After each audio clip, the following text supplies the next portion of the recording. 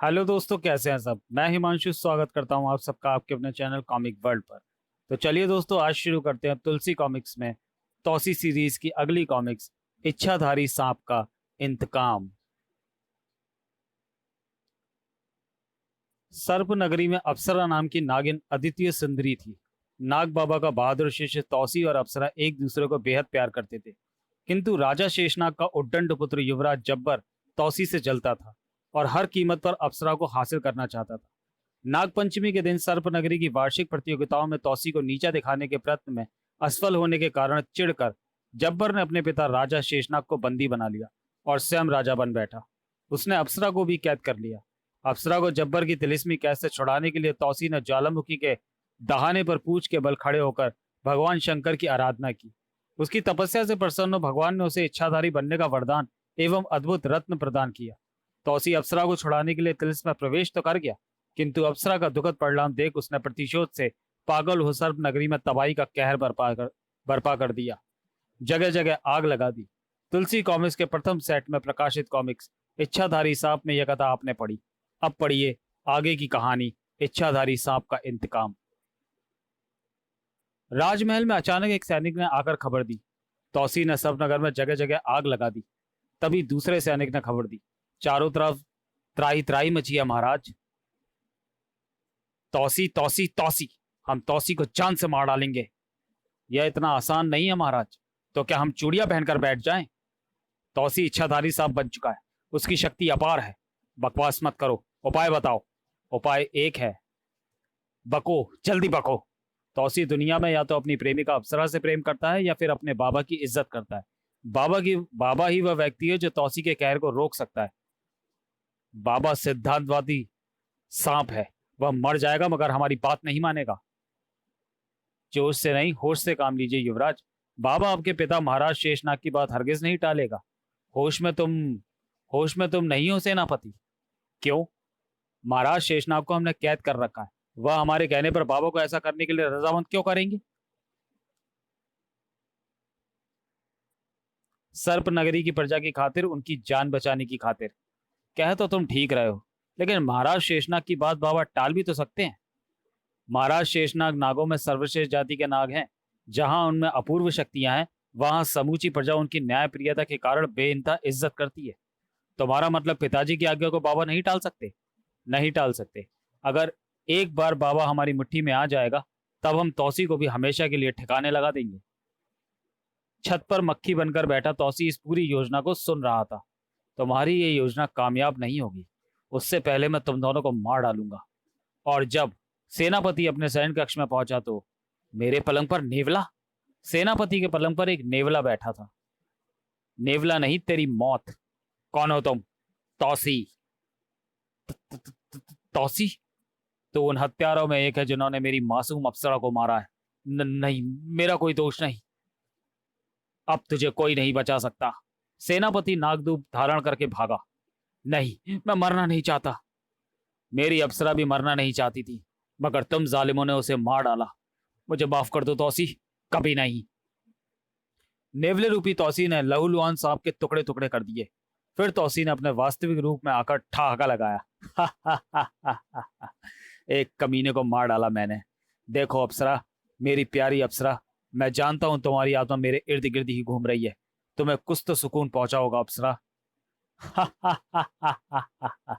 सेनापति जी, आपको महाराज ने बुलाया है। तुरंत जेल खाने चलना है। तभी दरवाजे पर एक सैनिक की आवाज उभरी तो तौसी के मुख से सेनापति की आवाज निकली। मैं आ रहा हूं। सैनिक बाहर से ही वापस लौट गया। सेनापति के शयन कक्ष में निगाह डालने की जरूरत नहीं कर सकता था वह। और फिर तौसी ने सेनापति का रूप धारण कर लिया। सेनापति को अपने कक्ष में प्रवेश करता देख जब्बर ने कहा, तुम्हारी राय पर हमने विचार किया सेनापति। क्या महाराज? अब हमें देर न करके तुरंत पिताजी से मिलना चाहिए। नेक काम में देरी क्यों? चलिए महाराज। महाराज, इन सैनिकों को यहां से हटा दीजिए। क्यों? ये राजनीति की बातें हैं, गुप्त ही रहे तो अच्छा है। तुमने बुद्धिमता की बात कही है। सैनिकों, तुम यहां से बाहर जाओ। जो आज्ञा महाराज। जब्बर, अब तुम मुझसे नहीं बचेगा। क्या बड़बड़ा रहे हो सेनापति? कुछ नहीं, देर मत कीजिए महाराज। शेषनाग से हमें तुरंत बातें कर लेनी चाहिए। चलो। चर चू। कोठरी के अंदर जंजीरों में जकड़े राजा शेषनाग कैद थे। जंजीरों में कैद राजा शेषनाग उन्हें देखकर क्रोध में चिल्लाए, जब्बर तू। खन खन खन खन खन। पिताजी मुझे क्षमा करें, मैंने आपको कैद करके बहुत बड़ा पाप किया है। तू शक्ति के मद में पागल हो गया है। तू क्या समझता है कि तू हमें कैद कर रखा है? तूने हमें कैद कर रखा है। या आप ये देख जब्बर, हमें कोई कैद नहीं कर सकता। कड़कड़ाहट।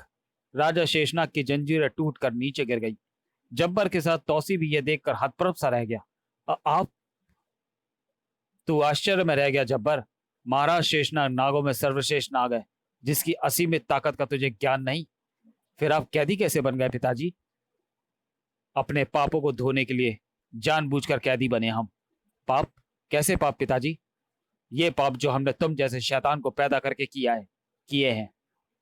मुझे क्षमा कर दे महाराज। हरगिज नहीं। नहीं महाराज, ये आपके बेटे हैं, इन्हें माफ कर दीजिए। महाराज शेषनाग ने प्रथम बार सेनापति की ओर देखा और तत्क्षण वे चौंक पड़े। उनकी आंखों में एक सांप का दृश्य उभरा। तौसी तू? मैं सेनापति हूं। तू इच्छाधारी सांप बन गया तौसी? कैसे बना तू? पिताजी ये आप क्या कह रहे हैं? सेनापति को तौसी क्यों कह रहे हैं? शेषनाग नागों का राजा है, उसकी आंखें इच्छाधारी सांप को पहचानने की अद्भुत शक्ति रखती है। तौसी अपने वास्तविक रूप में आ गया। तो आपने मुझे पहचान लिया महाराज। तू सेनापति नहीं है? मैं तौसी हूं, तेरी मौत। तौसी ने अचानक नेवले का रूप धारण कर लिया और जब्बर पर झपट पड़ा। रुक जा तौसी, हट जाइए महाराज, इसने मेरी अप्सरा को मारा है, मैं इसका खून पी जाऊंगा। महाराज, हम हैं, न्याय हम करेंगे, कदापि नहीं। अप्सरा के रक्त की एक एक बूंद का न्याय तौसी खुद करेगा। तुझे अपनी ताकत पर घमंड हो गया है। मुझे धर्म संकट में मत डालिए महाराज, मैं आप पर विवार कर सकता हूं। कर वार। महाराज हट जाइए सामने से। और फिर पागल तौसी ने महाराज शेषनाग पर आक्रमण कर दिया तो बिजली जैसा झटका लगा था उसको। महाराज शेषनाग अपने वास्तविक रूप में अनगिनत फन फैलाए खड़े थे। उनके हर एक फन से किरणें फूट रही थी और फिर नेवला बना तौसी फिर से सांप बन गया। नागों के राजा शेषनाग की शक्ति को तूने पहचाना नहीं तौसी? जय हो महाराज की। इसे जान से मार डालिए महाराज। चुप हो जा नीच, इसके साथ हम न्याय करेंगे। तभी जब्बर तौसी के ऊपर झपटा। तौसी ने अचानक मक्खी का रूप धारण किया और भाग गया। जब्बर क्रोध से चिल्लाया, आपके कारण तौसी भाग गया। हमारे कारण तेरी जान बच गई। अच्छा यही होता कि वह तुझ जैसे नीच को जान से मार डालता। आप मुझे चाहे जो कह लीजिए, मगर अपनी जनता को तौसी के अत्याचारों से बचा लीजिए। क्या किया तौसी ने? जब्बर ने रोते हुए सब कुछ बयान कर दिया। तौसी अपने बाबा की बात मानता है और बाबा को केवल आप ही इस बात के लिए रजामंद कर सकते हैं कि वे तौसी को रोक ले। ठीक है, प्रश्न हमारी जनता की सलामती का है, हम ऐसा ही करेंगे। जब महाराज बाबा के पास मंदिर में पहुंचे, तौसी के सिर पर खून सवार है, उसे रोकना आसान नहीं है। यह सर्प नगरी की भोली और मासूम जनता की जिंदगी का सवाल है। आप ठीक कह रहे हैं महाराज, तौसी यह सब अच्छा नहीं कर रहा, उसे रोकना होगा किसी भी तरह, कैसे भी। ठीक है महाराज, सर्पनगरी की बेगुनाह जनता की खातिर मैं अपने प्यारे शिष्य की बलि दूंगा। तुम भावुक हो रहे हो? नहीं, यह एक गुरु की धर्म परीक्षा है। मैं मृत्युंजय यज्ञ करूंगा। मृत्युंजय यज्ञ में तो अपने प्राणों की बलि दी जाती है, वही यज्ञ करूंगा मैं। ये क्या कह रहे हो? हमें तुम जैसे विद्वान के प्राण नहीं चाहिए। यही एक रास्ता बचा है महाराज, हम समझे नहीं। पूरे राज्य में ढिढोरा पिटवा दीजिए, बाबा मृत्युंजय यज्ञ कर रहे हैं। लेकिन तौसी मेरा परम भक्त है, मेरी मृत्यु की खबर सुनकर वह जहां भी होगा दौड़ा चला आएगा। वह अगर नहीं आया? अवश्य आएगा, और ना आया तो मैं प्राण विसर्जित कर दूंगा। नहीं, लेकिन विश्वास रखिए महाराज, तौसी अवश्य आएगा। यह जानते हुए कि राज्य के सैनिक उसे गिरफ्तार कर लेंगे। तब भी महाराज, मुझे अपने तौसी पर नाज है। तो ठीक है, मृत्युंजय यज्ञ कल होगा। लेकिन महाराज, आपको वायदा करना होगा कि तौसी की जान को कोई खतरा नहीं होगा। यह महाराज शेषनाग का वचन है, तुम चिंता मत करो। अगले दिन प्रातः जब्बर अपने मंत्रियों से विचार विमर्श कर रहा था। तुम्हें यकीन है तौसी अवश्य आएगा? मृत्युंजय यज्ञ शुरू हो चुका है। मुझे तो उम्मीद कम है महाराज। क्यों? कोई मौत के कुएं में मरने क्यों आएगा? और अगर आएगा महाराज, तो इस बार जिंदा बचकर नहीं जाएगा। तुमने लोहे का कांटेदार पाइप तैयार कर लिया है ना? इंतजाम पक्का है महाराज। यह लोहे का कांटेदार पाइप तौसी की कब्र साबित होगा। बेचारा ठीक से सांस भी न ले पाएगा। शाबाश। जब्बर अपने साथियों सहित मृत्युंजय यज्ञ स्थल पर पहुंच गया। ओम नमः शिवाय।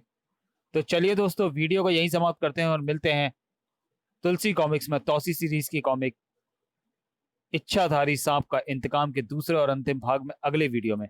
तब तक के लिए धन्यवाद।